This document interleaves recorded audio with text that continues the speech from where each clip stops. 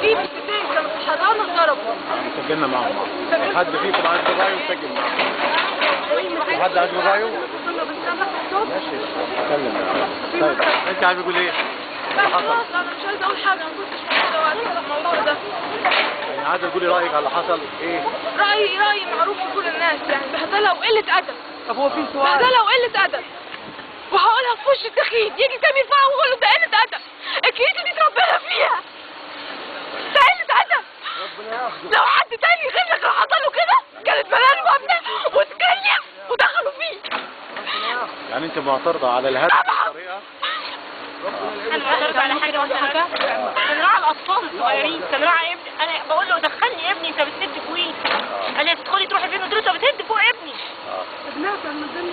انا جاي في الحضانه الصبح، ابني كان من ضمنهم وجوزي كان معاهم. انا ما اهتمتش بقى بده، لكن اهتميت ان في طفل وراعوش نفسيه الطفل. انا ابني انا والشايلاه بيقول لي يا ماما خديني من هنا، هو مش عارف يتكلم. يقول لي يا ماما انا اتخضيت يا ماما. قعد يتهته، يقول لي انا ضربوا طنط صباح ضربوا. يا ماما الراجل الوحش ليه يا ماما؟ ضربوا ليه؟ ضربوهم ليه؟ طفل زي ده اقول له ايه؟ 2 ونص شاف الهدد وشاف الصراخ. طب يراعوا الاطفال، يستنوا الاطفال تروح بيوتها. عايز تقولي الكلام ده ما حصلش في اي مكان غير هنا بس مش كده؟ ليه؟ طب ليه؟ انا عايزه اقول حاجه، انه اي بيت هما بيروحوه بيدوا انذار قبلها. دول ما ادوش انذار. اي بيت ولا اي كنيسه؟ اي بيت، ودي كنيسه وفي حضانه. كانوا قالوا قبلها ان في حضانه وهم جايين الساعه 9 وفي وقت شباب الكنيسه اساسا مش موجود، كلهم في مؤتمر. يعني هم اشمعنى مختارين الميعاد ده؟ قفلوا على القسيس ومراته. هل امبارح فعلا كان في تفاهم مع القسيس ومراته؟ انا اللي عرفت ان في تفاهم كان امبارح ان هم يكلموا اي حد عشان يستنجدوا بيه. وده اللي حصل. واحنا جات لنا الاختارات من الناس في الشارع، اتصلوا بينا بيقولوا لنا افرض كنيستكم بتتهد. واقفين على القسيس بمراته بالعيال بتوع الكنيسه بميثاق الحضانه، وخدوا موبايلاتهم منهم عشان ما يتصلوش بحد. مهما كان في احترام للقسيس وفي احترام لمرات القسيس. انا عايزه افهم ازاي القسيس يعمل فيه كده؟ ازاي يعني؟ خدوا كل بأي معنى؟ مننا، خدوا الموبايلات مننا وجلسوها من مسافة الحضانة، جردونا من أي حاجة، شنطنا، موبايلاتنا، كل ما نملك خدوه مننا وحبسونا ووقفوا علينا ناس. وخدوا اللي ما نعرفش، سرقوا الحاجة حطوها لنا على بعض، احنا ما نعرفش أي حاجة عن حاجتها. أنا ما بصيتش على حاجة بيتي لحد دلوقتي، ولا الناس اللي مسافرة في اسكندرية دي شافت بيوتها وشققها اللي متقفلة ايه اللي اتاخد منها واللي ما اتاخدش، ما نعرفش أي حاجة. عمر ما بيحصل ده. ادونا انذار واحنا نمشي، قولوا لنا خدوا تعالوا نقولوا من هنا لهنا. لما بيقولوا ادونا 3 شقق، فين ال3 شقق اللي عرضوهم علينا؟ في انهي مكان؟ فين الورق اللي يثبت اللي قالوه؟ حضرتك احنا ناس دولة بتمشي بالورق، مش كده ولا انا غلطانة؟ لما بيقولوا عرضوا ما ادوناش ليه ورق بالمعروض واحنا اديناهم ورق باللي هياخدوه؟ صح ولا انا غلطانة؟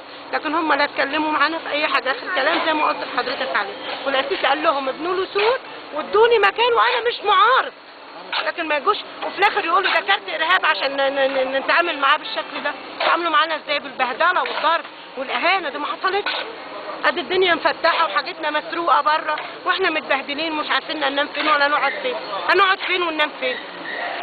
هروح فين دلوقتي؟ اروح فين انا وعيالي؟ يروحوا فين الناس اللي ساكنه دلوقتي؟ يجوا من الاسكندريه يروحوا فين؟ يقعدوا فين؟ يقعدوا في الشارع؟ حاجتهم فين؟ الحضانه بقى الولاد هوديهم فين؟ الحاجات المرمية في الشارع وما عنديش مكان احطها فيها، مراتب وسراير ودلبة، اوديها فين؟ احطها فين مكان؟ طيب حضرتك حل لي الامر. اروح فين دلوقتي؟ مرمية في الشارع. مرمية في الشارع. دخلنا المراتب الكنيسة والحاجة مرمية في الشارع، اروح بيها فين؟ ومش عارفة حاجة مين ولا حاجة مين.